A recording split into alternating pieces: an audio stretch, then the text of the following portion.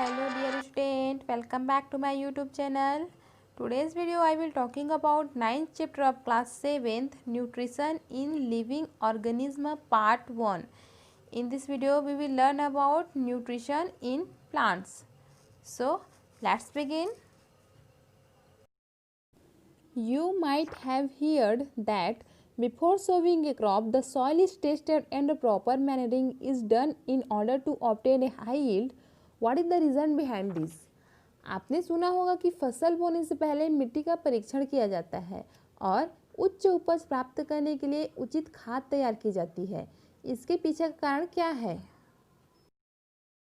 Soil testing provides information about the quantity of different nutritive elements present in the soil.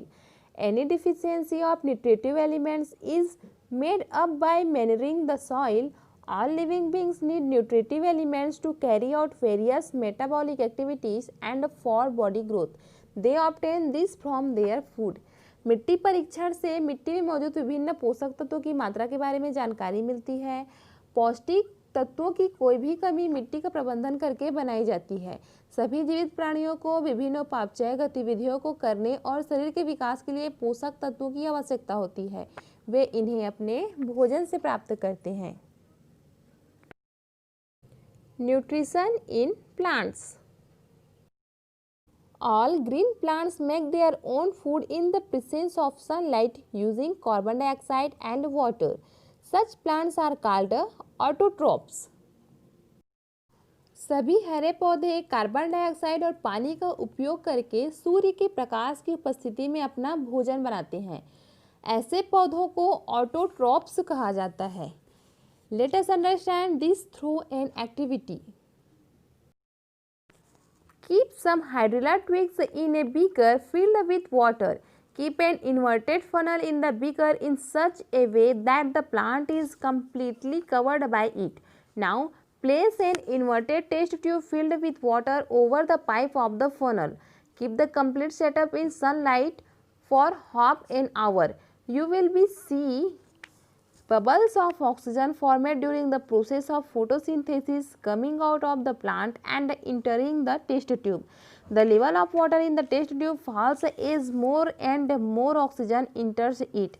Measure the volume of oxygen collected in 30 minutes. Hydrilla टहनियों को पानी से भरे beaker में रखेंगे। Beaker में एक उल्टे कीप को इस तरह से रखें कि पौधा पूरी तरह से उसमें ढक जाए। अब कीप के पाइप के ऊपर पानी से भरा एक उल्टा टेस्ट ट्यूब रखेंगे। आधे घंटे के लिए धूप में इसे पूरा छोड़ देंगे। अब प्रकाश संश्लेषण की प्रक्रिया के दौरान जो है गठित ऑक्सीजन के बुलबुले देखेंगे। पौधे से निकलकर वो जो है टेस्ट ट्यूब में प्रवेश करता है ऑक्सीजन का बुलबुला। टेस्ट ट्यूब में पानी का स्तर गिरता है क्योंकि अधिक से अधिक ऑक्सीजन इसमें प्रवेश करती है। 30 मिनट में एकत्र ऑक्सीजन की मात्रा को हम मेजर करेंगे, मापेंगे। Now rearrange the apparatus as before. Keep it inside a room and cover it with a black cloth. Again, measure the volume of oxygen collected in the same period of time and compare it with the earlier reading. You will see that photosynthesis does not take place in the dark. अब जो है पहले की तरह उपकरण को फिर से व्यवस्थित करेंगे। इसे एक कमरे के अंदर रखेंगे और इसे काले कपड़े से ढक देंगे। समय की समान अवधि में एकत्र किए गए ऑक्सीजन की मात्रा को मापेंगे और तुलना करें कि पहले के साथ। हम देखते हैं कि प्रकाश संश्लेषण की क्रिया जो है अंधेरे में नहीं होती है। In our surroundings, we often come across certain plants with variegated leaves. Do they also carry out photosynthesis? हमारे आसपास के वातावरण में हम अक्सर पौधों के साथ रहते हैं, वे भी प्रकाश संश्लेषण करते हैं। Let's find it out with the help of an activity. Take few variegated leaves, add few drops of water and mash them to make a paste. Collect the extract by squeezing the paste. Put 5-6 drops of the extract into a test tube. Also add 2 drops of iodine solution. Note your observation. कुछ भिन्न पत्तियों को लेंगे, पानी की कुछ बूंदें डालेंगे और उन्हें पेस्ट बनाने के लिए मैश करेंगे। पेस्ट को निचोड़कर अर्क इकट्ठा करेंगे। अर्क की 5-6 बूंदों को एक परख नली में डालेंगे। आयोडीन घोल की 2 बूंदें भी उसमें डालेंगे। अपनी टिप्पणियों पर हम ध्यान देंगे और इसे नोट करेंगे। The color of the leaf extract turn blue-black. This shows the presence of starch in the leaves produced by the process of photosynthesis in the presence of chlorophyll. Non-green leaves also contain chlorophyll, but the presence of red, brown, and other pigmented chlorophyll mask the green chlorophyll. The photosynthesis carried out by such variegated leaves is also due to the presence of chlorophyll. पत्ती का रंग blue black हो जाता है। यह पत्तियों में starch की उपस्थिति को प्रकाश संश्लेषण की प्रक्रिया द्वारा उत्पादित क्लोरोफिल की उपस्थिति में दिखाता है। नॉन ग्रीन प्लांट क्लोरोफिल छोड़ देता है। इस तरह के परिवर्तनशील पत्तियों द्वारा किया गया प्रकाश संश्लेषण क्लोरोफिल की उपस्थिति के कारण भी होता है। इसमें क्लोरोफिल भी होता है, लेकिन हरे रंग में लाल, भूरा और अन्य रंजित क्लोरोफिल की मौजूदगी से एक हरा क्लोरोफिल निकलता है। इस तरह के परिवर्तनशील पत्तियों द्वारा किया गया प्रकाश संश्लेषण क्लोरोफिल की उपस्थिति के कारण भी होता है। Some plants lack chlorophyll. How do they obtain their food? These plants depend upon other organisms for their food. Organisms which depend upon other organisms for nutrition are called heterotrophs. कुछ पौधों में क्लोरोफिल की कमी होती है। वे अपना भोजन कैसे प्राप्त करते हैं? ये पौधे अपने भोजन के लिए अन्य जीवों पर निर्भर करते हैं। वे जीव जो उत्परिवर्तन के लिए अन्य जीवों पर निर्भर रहते हैं उन्हें हेटेरोट्रॉप्स कहा जाता है। Cuscata amarberry is a plant that calls around some other plant which is called the host. Cuscata sends out special root-like structures called hostoria into the body of the host and draws nutrition from it. Thus, Cuscata is a complete parasite.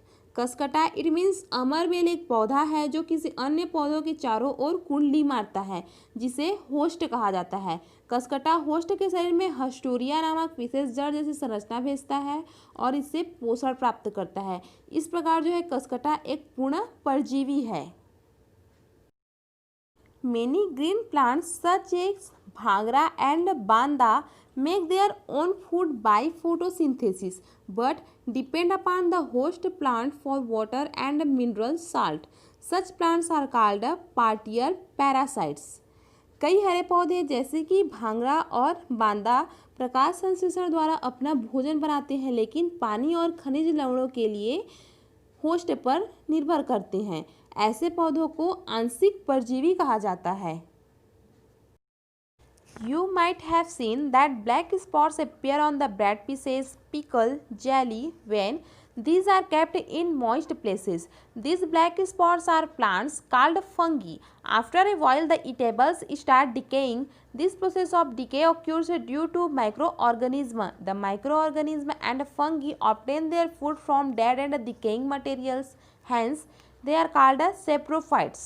आपने देखा होगा कि नमी वाली जगहों पर रखे जाने पर ब्रेड पीस, अचार, जेली आदि पर जो है काले धब्बे दिखाई देते हैं। ये ब्लैक स्पॉट फंगी नामक पौधे होते हैं। थोड़ी देर बाद जो है ईटेबल्स का क्षय शुरू हो जाता है। सूक्ष्म जीवों के कारण क्षय की यह प्रक्रिया होती है। सूक्ष्म जीव और कवक मृत्य क्षय सामग्री से अपना भोजन प्राप्त करते हैं, इसीलिए इन्हें सेप्रोफाइट्स कहा जाता है। You must have seen mushroom growing on dead and decaying matter, especially during the rainy season. These do not have chlorophyll. आपने मशरूम को मृत और क्षयकारी पदार्थों पर उगते देखा होगा, खासकर बारिश के मौसम में। इनमें क्लोरोफिल नहीं होता है। A few plants manufacture their own food but also obtain a part of their nutrition by ingesting insects. Leaves of these plants are specially modified to trap insects. They are called insectivorous. Pitcher plant, bladderwort, Drosera, etc. These plants are found in marshy areas which are deficient in nitrogen. Hence, they meet their nitrogen requirement from insects. कुछ पौधे अपने स्वयं के भोजन का निर्माण करते हैं, लेकिन कीड़ों को अंतर्ग्रहण करके अपने पोषण का एक हिस्सा भी प्राप्त करते हैं। इन पौधों की पत्तियों को कीटों को फंसाने के लिए विशेष रूप से संशोधित किया जाता है। उन्हें कीटभक्षी कहा जाता है। उदाहरण के लिए पिचर प्लांट, ब्लैडरवॉर्ट, ड्रोसेरा आदि। ये पौधे दलदली क्षेत्रों में पाए जाते हैं जहाँ नाइट्रोजन की कमी होती है, इसीलिए वे कीड़े से अपनी नाइट्रोजन आवश्यकताओं को पूरा करते हैं। Nodule-like structures are found on the roots of leguminous plants like pea, gram, groundnut. Special kind of bacteria living in these nodules fix and convert atmospheric nitrogen into nitrogenous compounds. These nitrogen compounds are useful to the plant. Nodule जैसे संरचनाओं वाले पौधे जैसे फलियों जैसे कि मटर, चना, मूंगफली आदि की जड़ों पर पाई जाती है। इन नोड्यूल्स में रहने वाले विशेष प्रकार के बैक्टीरिया वायुमंडलीय यौगिकों को ठीक करते हैं और परिवर्तित होते हैं। ये नाइट्रोजन यौगिक पौधों के लिए उपयोगी होते हैं। The bacteria also take food prepared by the plant. In this way, plant and bacteria live with the help of each other. Hence, they are said to have a symbiotic relationship, and the process is called a symbiosis. जीवाणु पौधे द्वारा तैयार भोजन भी लेते हैं। इस तरह पौधे और बैक्टीरिया एक दूसरे की मदद से रहते हैं, इसीलिए उन्हें एक सहजीवी संबंध कहा जाता है और इस प्रक्रिया को सहजीवन कहा जाता है। So dear student, this topic is over. In our next video, we learn about nutrition in animals. Keep learning, keep smiling. Bye for now.